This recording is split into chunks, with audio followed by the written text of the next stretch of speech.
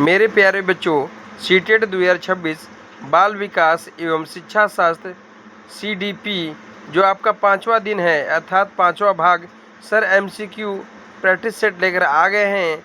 Sir ने एक भाग में आप लोग को सुविधा अनुसार 25 क्वेश्चनों को रखा है। इसमें आपको 101 से लेकर 125 तक क्वेश्चन आपको मिलेंगे। तो बच्चों आप लोग ज़रूर जो है इसको पूरा देखिए वीडियो को, और बहुत ही रोचक क्वेश्चन सर लेकर आए हुए हैं। आप समझ जाए कि इस बार आपको सिलेक्शन होना ही होना है। बस इसके लिए आपको प्रैक्टिस करना है और पूरा वीडियो देखना है और पूरे क्वेश्चन को अटेंड करना है। तो आइए, समय आपका नहीं ज़्यादा लिया जाएगा, तुरंत जो है आपका क्लास स्टार्ट करते हैं। आइए क्वेश्चन की तरफ चलते हैं। पहला प्रश्न है बच्चों, बाल विकास का कौन सा सिद्धांत बताता है कि विकास सिर से पैर की ओर होता है? तो बच्चों ये बहुत ही महत्वपूर्ण है।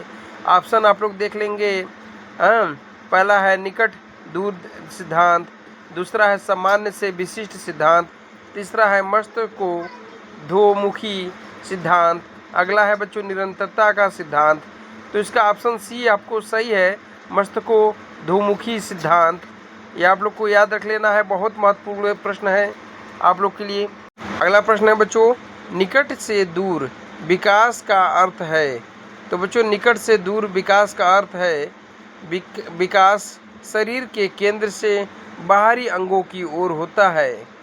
तो बच्चों कहीं न कहीं आप इसको प्रश्न को एकदम ध्यानपूर्वक पढ़ लीजिएगा।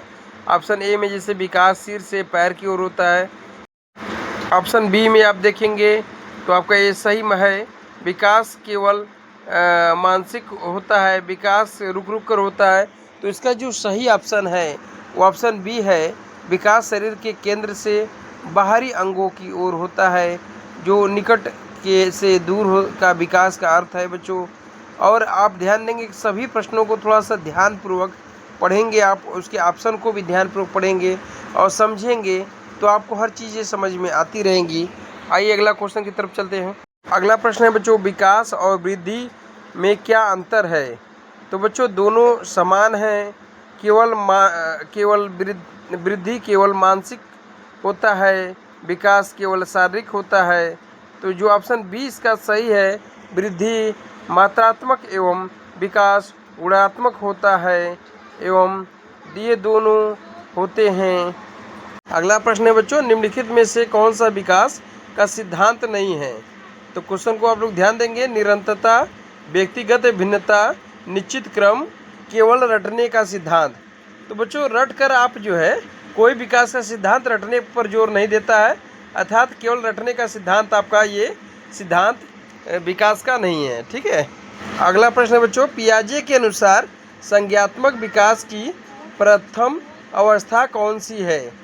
ठीक है बच्चों, तो इसमें पूर्व सक्रियात्मक अवस्था, मूर्त सकारात्मक अवस्था और औपचारिक जो है सक्रियात्मक अवस्था और संवेदी ग्रामक अवस्था। तो बच्चों इसका सही उत्तर है वो पियाजे के अनुसार संज्ञात्मक विकास का प्रथम अवस्था है संवेदी ग्रामक अवस्था। अगला प्रश्न है बच्चों, संवेदी नामक अवस्था की आयु कितनी है?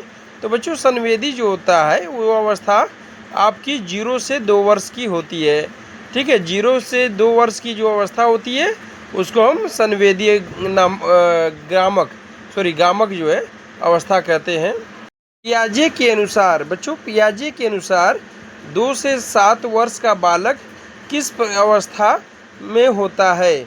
तो बच्चों संवेदी गामक या पूर्व सक्रियात्मक या मूर्त सक्रियात्मक या औपचारिक सक्रियात्मक। तो पूर्व सक्रियात्मक की जो है आपका 2 से 7 वर्ष का बालक होता है बच्चों, इसकी अवस्था होती है। और ये पियाजे के अनुसार बहुत ही सही कथन है, सटीक कथन है।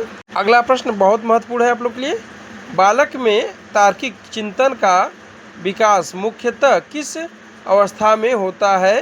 तो बच्चों मूर्त सक्रियात्मक अवस्था में होता है। अगला प्रश्न बहुत महत्वपूर्ण आप लोग के लिए बच्चों, औपचारिक सक्रियात्मक अवस्था की प्रमुख विशेषता क्या है? तो बच्चों अमूर्त चिंतन जो आपकी औपचारिक सक्रियात्मक अवस्था की विशेषता है, अमूर्त चिंतन। प्रश्न है बच्चों, विगो विगोत्स्की ने किस पर विशेष बल दिया है बच्चों? तो ये एक विशेषज्ञ थे, आप कह सकते हैं। तो इन्होंने सामाजिक अंतःक्रिया पर अपना जो है बल दिया है, अपने फोकस बातों को रखा है।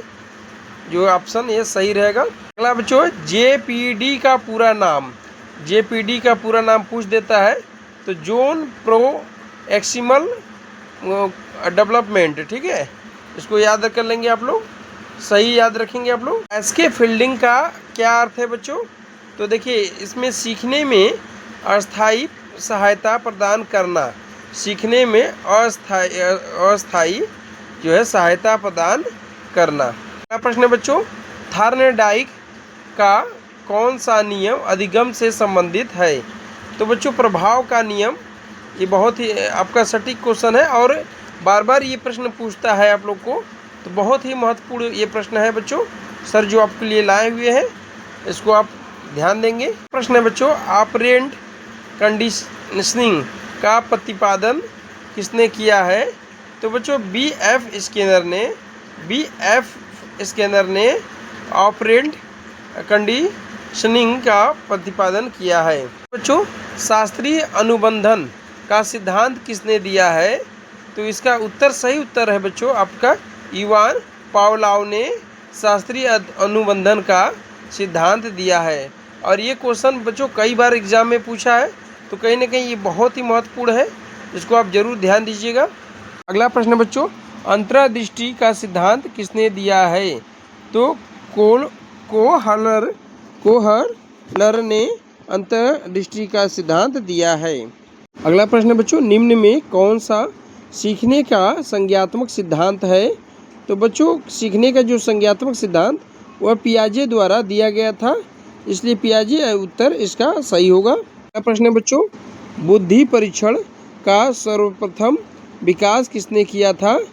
तो बच्चों, बुद्धि परीक्षण का सर्वप्रथम विकास अल्फ्रेड बिन्ने ने किया था। ये प्रश्न बहुत ही महत्वपूर्ण होने वाला बच्चों, आईक्यू का सूत्र किसने दिया था? ये बार बार पूछता है और बच्चे बार बार गलतियां करते हैं, तो इसको आप लोग याद कर लीजिए। स्टर्न ने आईक्यू का सूत्र दिया था। प्रश्न बच्चों, बहुवृद्धि सिद्धांत के प्रतिपादक हैं? तो हावर्ड गार्डेनर जो है आपके बहुवृद्धि के सिद्धांत के प्रतिपादक हैं। जितने भी क्वेश्चन सर आप लोग को बता रहे हैं बहुत ही महत्वपूर्ण लेकर आए हुए हैं सर, आपका सिलेक्शन जरूर हो जाएगा। आप लोग हर एक क्वेश्चन को ध्यानपूर्वक देखिए, उसको नोट करते चलिएगा, आपको एग्ज़ाम के समय में रिवीजन करने में आसानी होगी, ठीक है। अगला प्रश्न बच्चों, समावेशी शिक्षा का उद्देश्य। तो समावेशी शिक्षा का उद्देश्य होता है सभी बच्चों को समान अवसर देना। समावेशी शिक्षा का उद्देश्य क्या है? सभी बच्चों को समान अवसर देना। अगला प्रश्न है बच्चों, सतत एवं व्यापक मूल्यांकन CCE का उद्देश्य क्या है? तो बच्चों, इसका उद्देश्य समग्र विकास का मूल्यांकन करना है। CTET के अनुसार बच्चों शिक्षक की भूमिका क्या है? तो बच्चों, सुविधादाता ये जो दुनिया देख रहे हैं कि यह प्रश्न बार बार पूछा जा रहा है, तो यूपी टेट में 2026 के जून वाले में भी पूछा गया था, तो बहुत से बच्चे गलत किए थे। तो CTET के अनुसार शिक्षक की जो भूमिका है बच्चों सुविधादाता है। ये प्रश्न बार बार पूछा जा रहा है, बहुत ही महत्वपूर्ण है, तो इसको आप लोग ध्यान देंगे। अगला प्रश्न बच्चों, बाल केंद्रित शिक्षा का मुख्य आधार क्या है?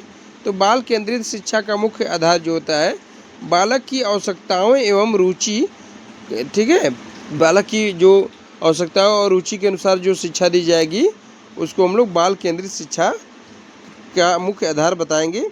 अगला प्रश्न बच्चों, प्रभावी अधिगम के लिए सबसे आवश्यक क्या है? तो उसके लिए सक्रिय सहभागिता। तो बच्चों, इसी तरह से सर आपके लगभग 1000 प्रश्न आप लोग के लिए लेकर आ रहे हैं और अलग अलग सेट में। तो आप प्रतिदिन, आप सोच लीजिए कि आज 5वां ये भाग था, तो प्रतिदिन आपके लिए जुड़े हुए हैं आपसे।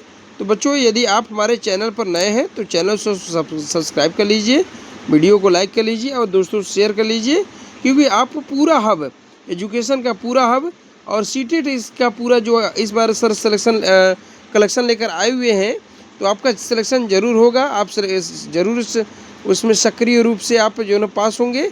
तो ऐसी आशा के साथ आप लोग देखते रहिए, लगे रहिए काशी गुरुकुल।